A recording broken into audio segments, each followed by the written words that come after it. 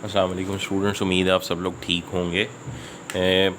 आज का जो लेक्चर है वो सीक्वेंट एंड सीरीज़ के लेक्चर्स के तसलसल में ही दिया जा रहा है। और आप लोगों से आज से पहले मैं ये सीक्वेंट एंड सीरीज़ के ऊपर बात कर चुका हूँ कि अरिथमेटिक सीक्वेंस क्या होता है और उसकी सम ऑफ एन टर्म्स को फाइंड करने का फार्मूला कैसे डिराइव होता है, वो आपके सामने डिराइव कर चुका हूँ। उसके अलावा मैं ज्योमेट्रिक सीक्वेंस के ऊपर भी बात कर चुका हूँ और मैं ये भी डिराइव करके आपको दिखा चुका हूँ कि ज्योमेट्रिक सीक्वेंस की भी एन टर्म्स की सम को फाइंड करने के लिए जो फार्मूला उसकी डेरिवेशन हम देख चुके हैं। आज हम लोगों ने इन दोनों सीक्वेंस की मीन के बारे में देखना है कि उनका फार्मूला कैसे डिराइव होता है, और सेकेंडली ये है कि जो अरिथमेटिक मीन है जैसे वो कैसे फाइंड की जाती है, उसका क्या मीनिंग है, और फिर ज्योमेट्रिक सीक्वेंस की मीन या उसकी ज्योमेट्रिक मीन से क्या मुराद है, आज इसके ऊपर बात की जाएगी। लेक्चर को शुरू करने से पहले मैं सब लोगों से ये रिक्वेस्ट करूँगा कि लेक्चर्स जो उनसे हैं वो कॉन्सेप्ट्स को क्लियर करने के लिए दिए जा रहे हैं। इनका मेन मकसद सिर्फ यही है कि आपके कॉन्सेप्ट्स क्लियर हों। इस वजह से अगर आपको लेक्चर्स जो उनसे हैं उनका फ़ायदा नज़र आए या आपको फ़ील हो कि आपको उससे कुछ बेनिफिट हासिल हो रहा है, तो आप काइंडली मेरे चैनल को जो उनसे सब्सक्राइब खुद भी करें और अपने दोस्तों तक भी इस चैनल को के बारे में कन्वे करें कि वो इस चैनल को सब्सक्राइब करें। ओके जी, सबसे पहले अरिथमेटिक मीन के ऊपर आता हूँ मैं। सबसे पहली बात कि आम ज़ुबान में मीन से क्या मुराद लिया जाता है। मसलन दो नंबर्स हैं ए और बी, अगर मुझसे कोई ये कहता है कि इनकी मीन कैसे फाइंड होगी, तो मैं ये जानता हूँ कि इन दोनों को ऐड करके सिंपली 2 पे डिवाइड कर लिया जाए तो हम दो नंबर्स की मीन तक पहुँच जाते हैं। यही फार्मूला अरिथमेटिक सीक्वेंस के मीन फाइंड करने के लिए भी इस्तेमाल होता है। वो कैसे डिराइव किया जाएगा उसकी तरफ मैं आता हूँ कि मैंने आपके सामने एक सीक्वेंस लिखा है विच इज़ 2, 5, 8, 11 सो ऑन। सबको ये पता है कि ये एक एपी है, यानी अरिथमेटिक सीक्वेंस है। इसकी फ़र्स्ट टर्म 2 है और इसका कॉमन डिफरेंस बता चुका हूँ सब लोगों को। किसी भी दो कंसेक्टिव टर्म का अगर डिफरेंस देखा जाए तो वो कॉमन डिफरेंस होता है और वो सेम होता है एपी के अंदर, चाहे वो फर्स्ट सेकंड टर्म का देखा जाए, चाहे वो थर्ड और सेकंड टर्म का देखा जाए, एंड सो ऑन। आप किसी भी दो कंसेक्टिव टर्म्स का डिफरेंस निकालेंगे तो वो सेम नज़र आएगा आप लोगों को। अच्छा, अब बात ये हो रही है कि जो अभी मैंने आपके सामने मीन का फार्मूला लिखा, आप इसको ऑब्ज़र्व कर सकते हो इस सीक्वेंस से कि ये सीक्वेंस की फ़र्स्ट टर्म है और ये सीक्वेंस की थर्ड टर्म थी। और अगर हम इन दोनों टर्म्स को ऐड करके 2 पे डिवाइड करते, मींस 2 + 8 / 2 निकालते, तो वो ये सेकंड यानी इन दोनों की मिडल टर्म ही आती। इसका मतलब ये हुआ कि अगर मैं इस नंबर को a कह लूँ और इस नंबर को b कह लूँ, तो ये नंबर अगर मैं इसका नाम कैपिटल A रख लूँ, तो कैपिटल A दो नंबर्स a और b की मीन तब बनता है जब वो तीनों नंबर्स AP में लिखे जा सकते हैं। यानी 2, 5, 8 को कॉमास की शक्ल में लिखें तो वो एक AP की शक्ल बनती है, यानी उनमें किसी भी दो टर्म्स का जो कॉमन डिफरेंस है वो सेम है। यानी डिफरेंस जो है वो इन किसी भी दो कंसेक्टिव टर्म का अगर सेम है तो वो एक AP है। इसका मतलब है कि अगर इस एग्ज़ाम्पल को देखा जाए तो हमारे पास अरिथमेटिक मीन की डेफिनेशन कुछ इस तरह बनती है कि a number capital A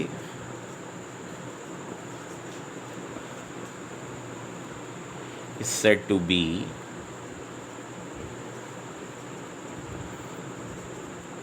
an arithmetic mean between small a and small b if a, capital A, b are in AP। अगर ये तीनों नंबर्स AP में हैं तो फिर हम कह सकते हैं कि जो कैपिटल A है वो A और B की मीन है। जैसे ये तीनों नंबर्स AP में हैं, इसलिए हम कह सकते हैं कि 5, 2 और 8 की अरिथमेटिक मीन बनती है। अब इस बात को अगर आप अरिथमेटिक प्रोग्रेशन की डेफिनेशन के साथ कंपेयर करें तो ये अगर AP की टर्म्स हैं तो इनका कॉमन डिफरेंस किसी भी दो टर्म्स का वो सेम होना चाहिए। ये इसकी फर्स्ट टर्म है, ये इसकी सेकंड टर्म है, ये सीक्वेंस की थर्ड टर्म है। तो जो कॉमन डिफरेंस होता है वो A2 माइनस A1 से भी फाइंड होता है, वो A3 माइनस A2 करके भी फाइंड होता है।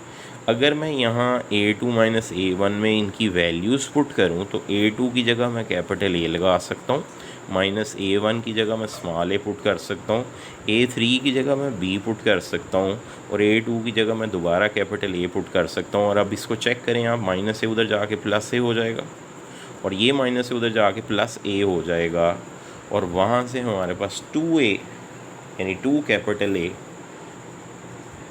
Is equal to A plus B आ जाएगा। और वहाँ से मैं ये कह सकता हूँ कि capital A is equal to A plus B over 2 है। इसका मतलब है कि हम लोगों के पास आइंदा से आपके सामने अगर दो नंबर्स रखे जाएं और आपसे कोई ये कहे कि उसकी अरिथमेटिक मीन फाइंड करो, तो आपने जस्ट दो नंबर्स जो दिए हैं उनको ऐड करके 2 पे डिवाइड कर देना है। यानी इसका मतलब है कि आम जो मीन का लफ्ज़ हम लोग सुनते आए हैं वो एक्चुअल में अरिथमेटिक मीन को ही रिप्रेजेंट कर रहा होता है। और अरिथमेटिक मीन को फाइंड करने का फार्मूला आपके सामने आ गया जी।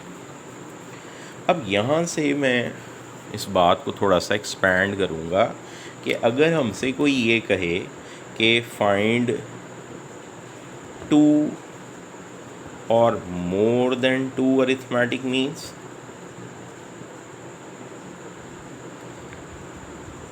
To arithmetic means between A and B. अगर हमसे कोई ये कहे कि दो नंबर्स हैं स्मॉल ए और स्मॉल बी, और आप इनके दरमियान दो या दो से ज़्यादा अरिथमेटिक मीन्स फाइंड करें, तो उसका प्रोसीजर क्या होगा। ये आपके लिए एक नई बात होगी आम मीन से हट के। जिन लोगों ने मीन के बारे में जस्ट यही सुना है कि मीन फाइंड करना है तो दो नंबर्स की मीन जस्ट उनको ऐड करके 2 पे डिवाइड होती है, वो तो यहाँ तक आके ख़त्म होगी बात। अब इससे आगे वाली बात ये है कि अगर हमसे कोई ये कहे कि दो नंबर्स के दरमियान दो या दो से ज़्यादा अरिथमेटिक मीन्स निकालो, तो उसका प्रोसीजर क्या है। तो उसका प्रोसीजर ऐसा ही है जैसे एक अरिथमेटिक मीन निकालने का है। क्या मतलब कि जैसे मैंने आपके सामने ये बोला था कि A और B की ये कैपिटल A अरिथमेटिक मीन तब बनेगा जब इन तीनों नंबर्स को कॉमास की शक्ल में लिखा जाए, एक सीक्वेंस की शक्ल में लिखा जाए, तो वो एक AP बन जाए, फॉर्म एन AP। सेम इसी वे से A और B के दरमियान दो नंबर्स अरिथमेटिक मीन कब बनेंगे। दो नंबर्स का नाम मैंने कैपिटल A1 कैपिटल A2 रखा, जब इन नंबर्स को कॉमास की शक्ल में यानी एक सीक्वेंस की शक्ल में लिखा जाए तो वो एक AP फॉर्म करें, फॉर्म एन AP। इसका मतलब है ऑन सेम बेसिस अगर ये दो नंबर्स की बात हो रही है तो ये ऐसे लिखा जा रहा है, अगर ये तीन नंबर्स की बात होती तो तब A1 A2 और A3 आ जाते, तो फिर कॉमर्स में एक नंबर मज़ीद इजाफा हो जाना था A और B के दरमियान, वो numbers capital A1 capital A2 और कैपिटल A3 आ जाने थे। इसका मतलब ये हुआ कि हम अपनी बात को कुछ ऐसे बयान करेंगे कि अगर हमसे कोई ये कहे कि दो नंबर्स के दरमियान दो या दो से ज़्यादा अरिथमेटिक मीन्स कैसे निकल सकती हैं, तो आपका आंसर ये होना चाहिए कि A1 and A2 be two arithmetic means between A and B if small a ये वाला, फिर कैपिटल A1 फिर capital A2 comma B are in AP। ये तो हुआ पॉइंट दो अरिथमेटिक मीन्स का। अगर यही 5 अरिथमेटिक मीन्स या 3 या 4 के लिए होता तो हम कहते A1 A2 A3 A4 A5 B 5 arithmetic means. अगर ये हैं arithmetic means between A and B, तो इसका मतलब ये होगा then A1 A2 A3 A4 A5 B are in AP and etc आप ये प्रोसीजर ऐसे ही दोहराएंगे। अगर आपने 2 या 2 से ज़्यादा अरिथमेटिक मीन्स 2 नंबर्स के दरमियान फाइंड करनी है तो आपको इसी प्रोसीजर को फॉलो करना है। मैं एक एग्ज़ाम्पल से अपनी बात का अख्ताम करूँगा अरिथमेटिक मीन्स के बारे में। वो क्या है कि एक एग्ज़ाम्पल मैं आपके सामने दे रहा हूँ कि मुझसे किसी ने कहा find 4 arithmetic means between 2 and 16। ये मेरे पास एक एग्ज़ाम्पल है, मैंने आपके सामने लिखी है। 2 और 16 के दरमियान 4 अरिथमेटिक मीन्स कैसे फाइंड हो सकती हैं। तो स्टार्ट मैंने ऐसे लेना है कि इसका नाम तो मैंने रख लिया स्मॉल ए, इसका नाम मैंने रख लिया small B, and 4 arithmetic means में फ़र्ज़ कर लिया A1, A2, A3 एंड A4 be the required 4 arithmetic means between A and B। तो वही लाइन जो भी थोड़ी देर पहले मैंने आपके सामने एक्सप्लेन की थी, अगर ये बताया तो फिर ये लिखना पड़ेगा कि वो अरिथमेटिक मीन्स अगर ये हैं तो A comma capital A1, A2, A3, A4 B are in AP। और आप ये चेक कर लें कि जो A है वो नाउन है, इट इज़ 2।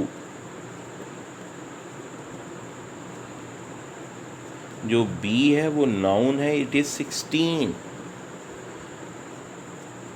ओके, ये है सेकंड टर्म, ये है थर्ड टर्म, ये है फोर्थ टर्म, ये है फिफ्थ टर्म, ये है सिक्स टर्म, ये है फर्स्ट टर्म। अब आप लोगों को AP का जनरल फार्मूला याद होना चाहिए। AP का जनरल फार्मूला किसी भी टर्म को फाइंड करने के लिए जो यूज़ होता है वो है AN is equal to A1 + n-1 times D। इसका मतलब अगर मैंने इनमें से कोई टर्म फाइंड करनी है, n की जगह 2 लगाऊंगा तो मेरे पास ये वाली टर्म आ जाएगी, n की जगह 3 लगाऊंगा तो मेरे पास ये वाली टर्म आ जाएगी, n की जगह 4 लगाऊंगा तो ये आ जाएगा, और n की जगह 5 लगाऊंगा तो मेरे पास चारों अरिथमेटिक मीन्स फाइंड तो हो जाएंगी। लेकिन इस फार्मूले को यूज़ करने के लिए अगर आप गौर से देखें तो हमें n का नंबर तो मिल जाएगा, A1 भी हमें मिला हुआ है, हमें जस्ट नहीं पता तो D का नहीं पता, व्हाट इज़ कॉमन डिफरेंस। और कॉमन डिफरेंस फाइंड करने के लिए हम इस टर्म का यानी लास्ट टर्म का इस्तेमाल करेंगे। अगर ये लास्ट टर्म को कैसे यूज़ करेंगे, तो लास्ट टर्म को यूज़ करने के लिए A6 हमारे पास 16 है जी। अब ये वाला फॉर्मूले में मैं अगर n की जगह 6 पुट करूँ तो मेरे पास A6 का फॉर्मूला आ जाता है। A6 होता है A1 + 6 - 1 मीन्स 5D। इसका मतलब है जो A6 है 16, तो उसकी जगह तो यहाँ 16 आ गया। इस A1 की जगह A1 की वैल्यू हमारे पास थी विच इज़ 2, वो भी आ गई। वहाँ से मैंने ये 2 जाके माइनस किया तो ये 14 आ गया, और मेरे पास जो D की वैल्यू आई वो आ गई 14/5। तो यूँ मेरे पास D आ चुका है। अब मैंने ये जो 4 अरिथमेटिक मीन्स लिखनी है वो मैं A2, A3, A4, A5 करके लिखूँगा, और इस फार्मूले के थ्रू वो फाइंड हो जाएंगी। वो कैसे फाइंड होगी वो मैं यहाँ बता रहा हूँ कि मैंने फर्स्ट अरिथमेटिक मीन निकालनी है, सेकंड निकालनी है, थर्ड निकालनी है या फोर्थ निकालनी है। मुझे ये पता होना चाहिए ये सेकंड टर्म थी, ये थर्ड टर्म थी, ये फोर्थ थी और ये फिफ्थ थी। और मुझे फार्मूला पता होना चाहिए जो मैंने अभी ऊपर जैसे लिखा है, A2 होगा फिर A1 + 1D, जैसे A6 था A1 + 5D, A3 होगा A1 + 2D, A4 है A1 + 3D, A5 है A1 + 4D। और यहाँ आपने A1 की वैल्यू देनी है। A1 की वैल्यू स्टार्ट में बताई गई है, इट इज़ 2, लिहाजा इन सब के साथ यहाँ 2 आ जाएगा, और प्लस करके आपने 1 times 2 times 3 times 4 times D को मल्टीप्लाई कर लेना है, तो आपके पास आपके आंसर्स आते जाएंगे। तो ये था तरीका कि आप 2 नंबर्स के दरमियान 2 या 2 से ज़्यादा अरिथमेटिक मीन्स कैसे फाइंड कर सकते हैं। अब नेक्स्ट नंबर पे हम लोगों ने ज्योमेट्रिक मीन की तरफ चलना है। तो जो मेरा नेक्स्ट लेक्चर होगा इंशाल्लाह उसके अंदर मैं ज्योमेट्रिक मीन के ऊपर आप लोगों से बात करूँगा। फ़िलहाल इस लेक्चर में जो मैंने अरिथमेटिक मीन का कॉन्सेप्ट आपको समझाया है, आप उसे क्वेश्चंस पे अप्लाई करें। आप लोगों के लिए मैं एक असाइनमेंट छोड़ता जा रहा हूँ। आप सब लोग मुझे मैसेजेस के थ्रू या मेल के थ्रू कांटेक्ट करके इस क्वेश्चन के बारे में डिस्कस कर सकते हैं। Find 9 arithmetic means between 1 and 9। तो ये आप लोगों के लिए क्वेश्चन है। आप सब लोग इसको एज एन असाइनमेंट लीजिएगा। जो लोग इंटरेस्टेड हैं लेक्चर्स को फॉलो करने में, जो लोग पढ़ाना चाहते हैं आगे अरे सीक्वेंस एंड सीरीज़ को, वो उनको फील करते हैं कि उसमें कुछ कमी है उनके कॉन्सेप्ट्स में, वो लाजमी इन चीज़ों को फॉलो करिएगा। इंशाल्लाह फिर बात होगी। टेक केयर, अल्लाह हाफ़िज़।